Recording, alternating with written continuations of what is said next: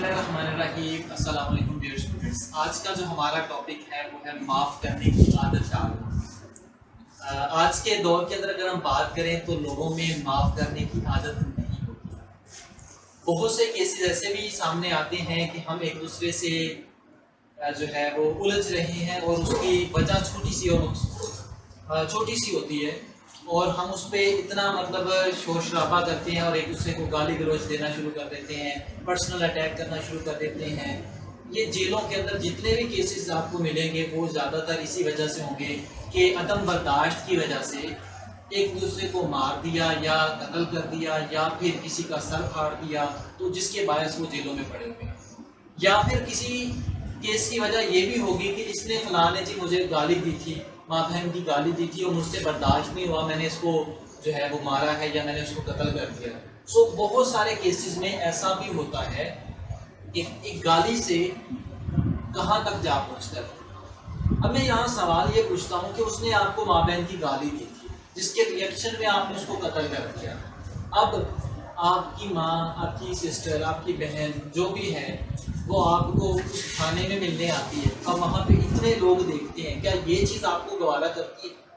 क्या अभी आपकी इज्जत जो है ना वो पसंद करेंगे आपको, आपकी सिस्टर को, आपकी माँ को, वो सारे लोग देखें आपकी वाइफ को? जब वहाँ पे आप बर्दाश्त नहीं कर सकते तो फिर उधर क्यों? अगर उधर बर्दाश्त कर लिया आपने तो फिर उधर भी कर लेते। एक शख्स था जिसको लोग बड़ी गालियाँ देते थे और वो आगे से हंसता रहता था और लोगों ने पूछा, यार तुम कितने बेहया, कितने बगैरत हो कि तुम्हें इतनी गालियों का कोई असर ही नहीं होता। वो उसने आगे से हंस के जवाब दिया कि जो ये लोग मुझे कहते हैं ना, असल में मैं वो हूँ ही नहीं, तो मैं तो इसको एंजॉय करता हूँ। अगर तुम्हें वैसा होता तो मैं महसूस करता। जैसे आपको पता है कि आप ऐसे नहीं हैं, आपके अंदर जो आपको ब्लेम दिया जा रहा है या जो बिला वजह आपको गालियाँ दे रहा है, आपको पता है वो एबिलिटी या वो सलाहियतें या वो दाग धब्बे आप में नहीं है, तो फिर आपको परेशान होने की जरूरत नहीं है। वो अपनी जुबान खराब कर रहे हैं क्योंकि गालियाँ देने से उसका नुकसान हो जाएगा। अब ये ज़रूरी नहीं है कि उसका रिएक्शन देना है, जैसे वो थर्ड लॉ ऑफ मोशन जैसे आपने कहा था कि action and reaction, but opposite reaction कि जब आपको किसी ने गाली दी और उसके रिएक्शन में आपको कि मैं भी 2-4 गालियाँ दूंगा, उसने ईंट मारी है तो मैं पत्थर मारूंगा। तो एक्चुअल में ये हमारे यहाँ पाया जाता है, हम लोग रिएक्शन देते हैं, फौरन से रिएक्ट करते हैं। माशरे में ऐसे लोग भी मौजूद हैं, वो जानबूझ के, जैसे कहते हैं तीली लगाना, वो जानबूझ के तीलियां लगाते हैं और आप फौरन से आपे से बाहर हो जाते हैं और आप अपना होशो खवास हो बैठते हैं। याद रखिए, इंसान जितना मर्जी ज़हीन हो जाए, जितना मर्जी इंटेलिजेंट हो जाए, वो गुस्से में अपनी सलाहियतें खो बैठते हैं, वो अपना तवाज़न खो बैठते हैं, गुस्से में अपना फैसला करने की सलाहियतें खो बैठते हैं। इसलिए कहते हैं कि बहुत ज़्यादा पुरजोश लम्हों में कभी कोई फैसला मत करना, बहुत पुरजोश लम्हों में कोई फैसला मत करना, बहुत ज़्यादा गुस्से में कोई फैसला मत करना, क्योंकि इन 2 लम्हों के अंदर इंसान अपने हवास में नहीं होता। इंसान जब बहुत ज़्यादा एक्साइटेड होता है तो किसी को कुछ भी कह सकता है, किसी के साथ कोई भी रिएक्ट कर सकता है। गुस्से में होता है तो फिर कुछ भी कह सकते हैं। कहते हैं ना बाद में हम, यार मैं गुस्से में था, मैंने ऐसे कह दिया, मैं आई एम रियली सॉरी। सो गुस्से में हम कुछ भी कह देते हैं, लेकिन एक्चुअल में वो नहीं होता। और एक्साइटनेस में भी हम बहुत कुछ कह देते हैं। यहाँ तक क्या होता है कि हमने एक्साइटेड होके किसी को कुछ ऐसी बात कह दी, वो अगला बंदा हैरान परेशान हो रहा है कि यार ये इसने क्या कह दिया। यानी एक्साइटमेंट में और गुस्से में हम कुछ भी कह सकते हैं, इस पर कोई भी बात ट्रस्ट नहीं करती। अच्छा, हमारे यहाँ पुलिस को कहा जाता है जी पुलिस काम नहीं करती। एक्चुअल में पुलिस को जो सिखाया जाता है वो इंसानों को ट्रेन करना, इंसानों से डील करना सिखाया जाता है। लेकिन हमारे माशरे में जो लोग जुल्म और ज़्यादती करते हैं वो इंसानियत के लेवल से ऊपर चले जाते हैं, वो चले जाते हैं हमानियत के दायरे में। तो इनको तो ट्रेनिंग दी गई है इंसानों को डील करने की। अब एक इंसान है और हैवान बन जाए वो, जो कत्ल गारत कर रहा है, जो टोटे कर रहा है बच्चों के, जो जुल्म और ज़्यादती कर रहा है, अब इनको डील करना नहीं सिखाता कोई डिपार्टमेंट, इनको डील करना नहीं सिखाता। अब इनको खुद से डील करना होता है, इनको रिएक्ट करना होता है, इनको फिर वैसे ही समझाना पड़ता है। सो माफ़ करने की आदत डालें, क्योंकि हमारे प्यारे नबी सल्लल्लाहु अलैहि वसल्लम ने हमें माफ़ करने का जो है वो लेसन दिया है। بدلے کی بھی ہے، آپ بدلہ لے سکتے ہیں، کوئی آپ کے ساتھ ظلم کرتا ہے بدلہ لے سکتے ہیں، لیکن بہترین عمل کیا کہا گیا ہے کہ جو معاف کرتا ہے وہ سب سے بہترین عمل ہے۔ بہادر کس کو کہتے ہیں؟ جس کے اندر برداشت زیادہ ہوتی ہے۔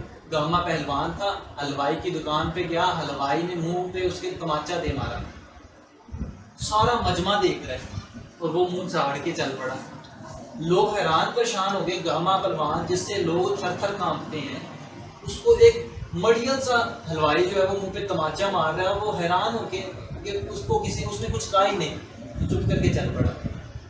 تو لوگوں نے پوچھا یار تمہیں کیا ہو گیا یار، اتنا مڑیل سا بندہ تمہیں تماچا مار رہا ہے اور تم اس کے آگے کچھ بھی نہیں کر رہے۔ کہتے ہیں نا تیلی لگانا، وہ تیلی لگا رہے تھے کہ اب یہ کچھ کرے۔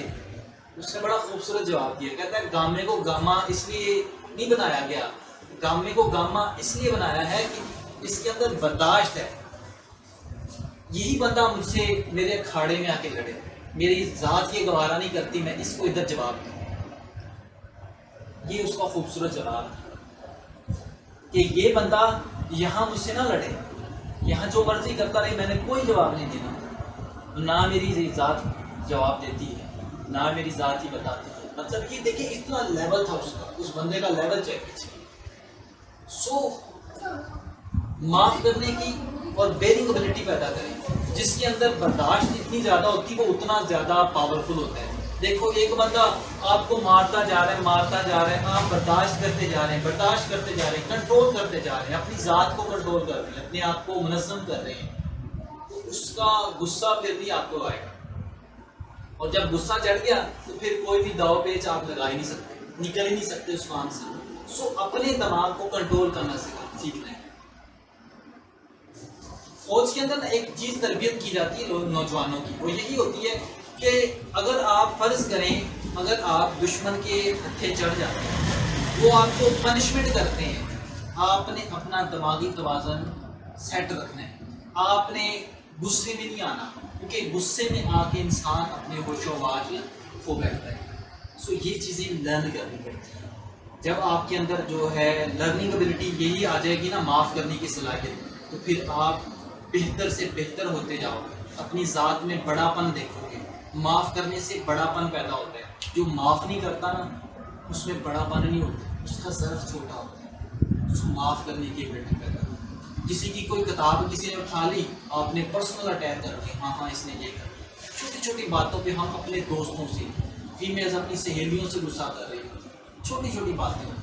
لیکن سر ہم کسی چیز کو ایک حد تک برداشت کر سکتے ہیں، اگر کوئی آپ پر اٹیک کر ہی جا رہا ہے تو پھر وہ تو غلط بات ہے۔ ایک ہوتا ہے ریئیکشن، ہمارا ایک ٹیمپر پوائنٹ ہوتا ہے، یعنی جیسے ایک پانی کا ایک ٹیمپر پوائنٹ ہے، ایک بوائلنگ پوائنٹ ہوتا ہے، اس کے بعد اس نے ابل جانا ہے۔ ہم اپنے ٹیمپر پوائنٹ کو انکریز کر سکتے ہیں، یعنی کہ ایک بندہ ہمیں ایک حد تک جو ہے نا وہ غصہ دلا سکتا ہے، اس کے بعد اگر وہ غصہ دلائے گا تو ہمارا لیول جو ہے وہ اکھڑ جائیں گے، ہم اس کے بعد ریئیکٹ کریں گے۔ دیکھیں اس کا مطلب یہ نہیں ہوتا کہ آپ کے ساتھ کوئی ظلم و زیادتی کرتا جا رہا ہے اور آپ برداشت کرتے جائیں، اس سے یہ ہوگا کہ اس میں وہ چیز مزید جو ہے وہ اگریسو ہوتا جائے گا۔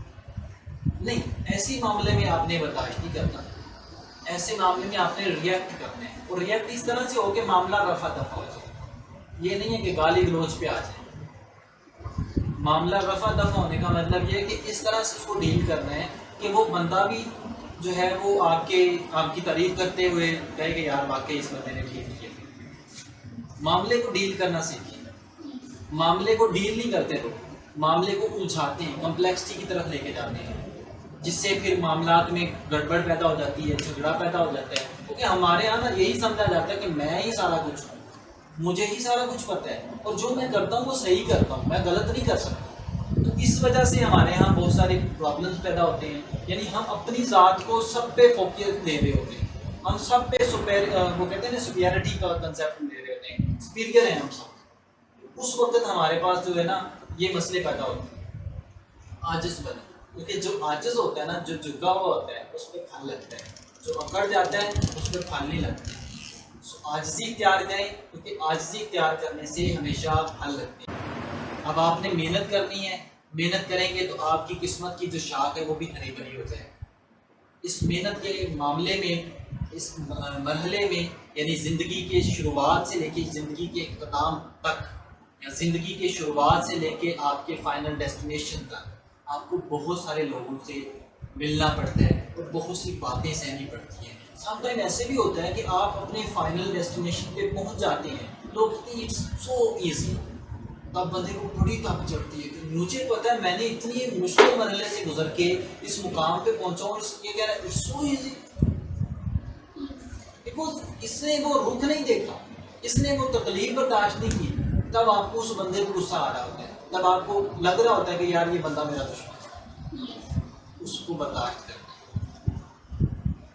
دوسری بات، آپ کے جو مخالف ہوتے ہیں نا، وہ بے شک آپ کو تذلیل کر رہے ہوتے ہیں، آپ کو بیڈ کمنٹ پاس کر رہے ہوتے ہیں، آپ کو کہہ رہے ہوتے ہیں ہاں جی آپ کے کام میں یہ چیز نہیں ہے، آپ نے یہ نہیں کیا، بجائے اس کے کہ آپ اس کو برا بھلا کہو، بلکہ اس کو کہو کہ یار زبردست ٹکا کے رکھ، اس سے بھی بہتر بیڈ کمنٹ کر، تاکہ آپ اس کو دکھاؤ کہ یار اس کے اندر اس کو تو فرق ہی نہیں پڑ رہا، اس کو تو فرق نہیں پڑ رہا، بلکہ اس سے لرن کرے نا. ایک بندہ ہے، دیکھو میں ایک اسپیچ کرتا ہوں، آج کرتا ہوں، کل کرتا ہوں، لوگ مجھے کہتے ہیں جی بہت اچھی کر رہا ہے، بہت اچھی کر رہا ہے، بہت اچھی کر رہا ہے. میرے اندر چینجنگ نہیں آئے، میرے اندر تبدیلی نہیں آئی. تبدیلی کب آئے؟ جب مجھے کوئی بیڈ کمنٹ کر کے یہ کہے گا یار تمہاری تقریر میں کوئی دم نہیں ہے، جب مجھے کہے گا کہ تمہاری تقریر میں کوئی دم نہیں، کوئی مزہ نہیں آیا، میں اگلے دن پریپیئر ہو گیا ہوں یار ایسی کیا بات ہوگی، میں اتنی زبردست کرتا ہوں، اس کو کیسے لگا کہ میری تقریر میں، اگلے دن آپ ٹھوس موقف لے کے آئیں گے، آپ اتنا تیار ہو کے جائیں گے، اتنی انرجی کے ساتھ آئیں گے کہ کوئی بندہ کہے گا یار آج چسکر آ.